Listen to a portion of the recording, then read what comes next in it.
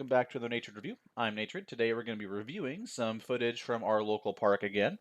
Today we're going to be looking at some buckler and bat fighting between Gnash on the left here and Angus the beefy on the right. It looks like we are in the BEL rule set. Gnash is fighting with what appears to be a 36-inch flat blade, while I think what Angus has is a repad Gorg secret bat. I know Gnash also does HEMA, or has in the past. I'm unsure of how much. I believe that this is the first fighting park he's ever been a member of, and he's still pretty new here. So we'll see how this goes.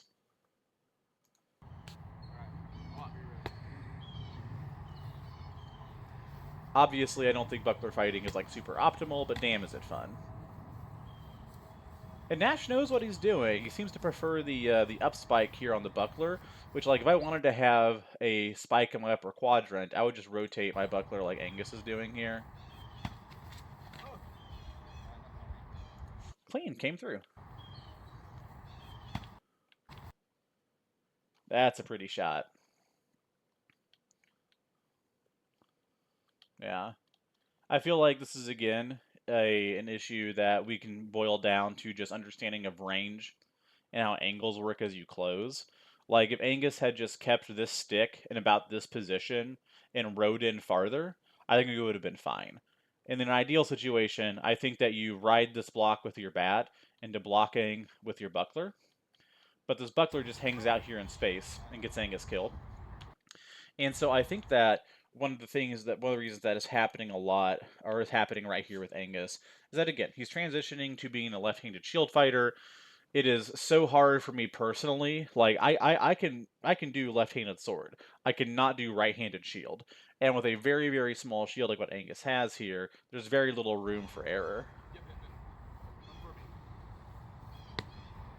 What, Angus? Oh, is that a call on Angus here? Oh, what in the same hell did I just see?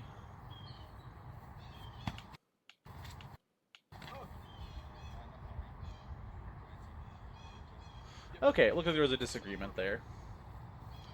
Yeah. What, Angus?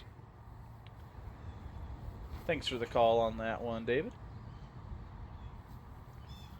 Yeah, and I guess it is a thing from a HEMA background, too, as well. The draw cuts. And, like, thrusts are really good, for sure, but in a game where everything bounces, it's a little bit more difficult.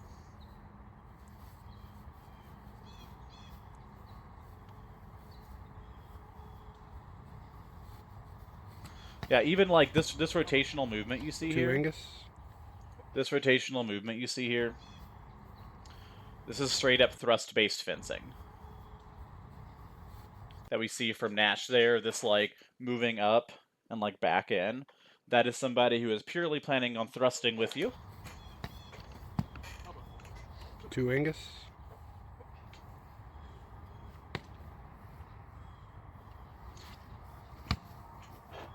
Yeah, it could be an accuracy problem too, David. Because, you know, if the thrust landed more square, they would be less draw-y. Okay, sick little cut to the inside of the wrist there.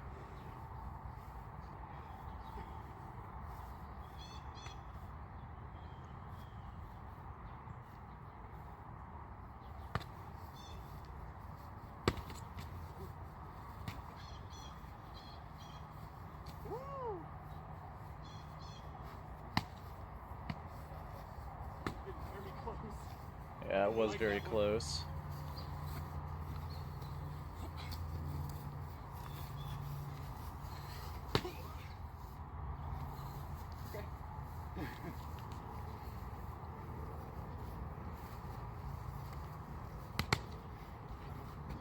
Yeah. Trade up for Gnash, looks like. One for Gnash? Yep.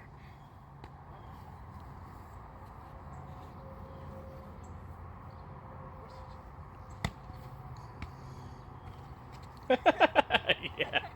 So just kind of Angus, one Gnash. a general buckler fighting thing, something that I was chatting with Kurai about.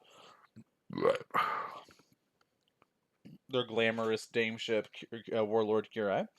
And I was asking her, like, so when, like, you fight Buckler, how does she do it?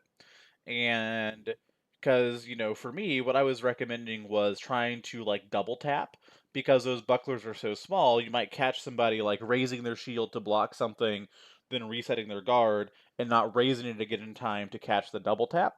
And so I thought, like, yeah, I double tap that. And Kira brought up a really good point where she said, instead of just double tapping, what she'll do is just throw a couple of fakes from the outside to just gather some data. And the way she put it was like buckler fighters will generally tell you where it is they want you to hit them.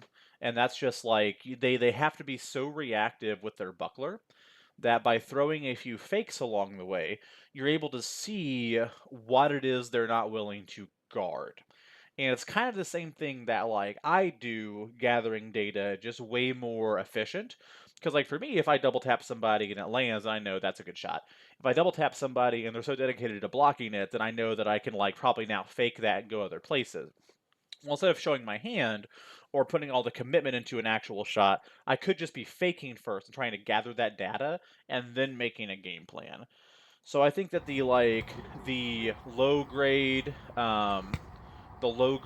Simian Spirit Mind part of this would be to like tap, double tap, and check, and then the higher brain whack god slash goddess slash 4 Angus, 1 non-binary Nash. deity way to do it would be to tap it out or fake it out. You took the arm and then got the shield.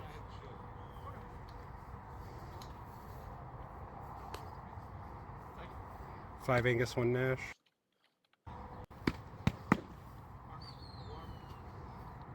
One was a shield. Yeah. Hit a piece of gear being held by a dead arm.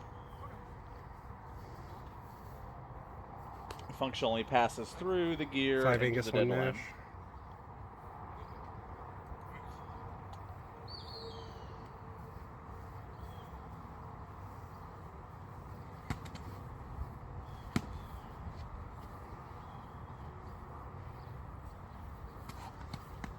There's a lot of sword movement out of Gnash here.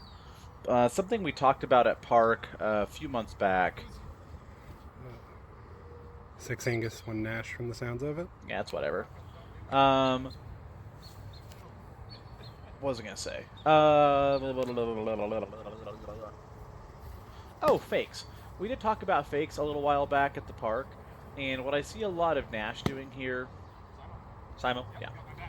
I see a lot of what Gnash is doing here is the bad kind of fakes, where it's a lot of sword movement and a lot of hand movement. That was a strange choice.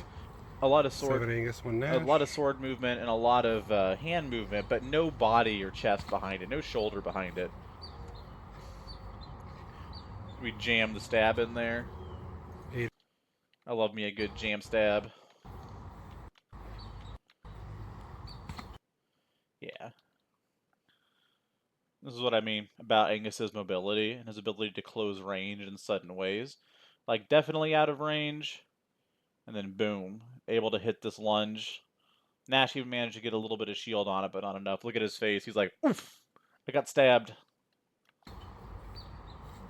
Yep, right to the left pec. 8 Angus, 1 Nash. 8 Angus, 1 Gnash. We always got to look at the pretty shots more, right?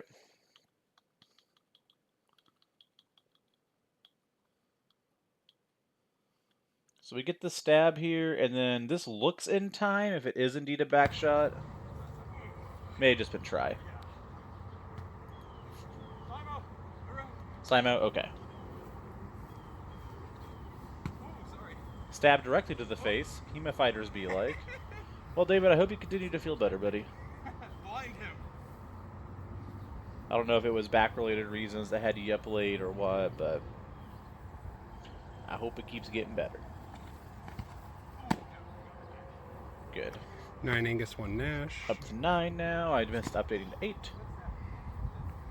9 Angus, 2 Nash. Yeah, 6 stab Gnash. 9 2, 2 Simos.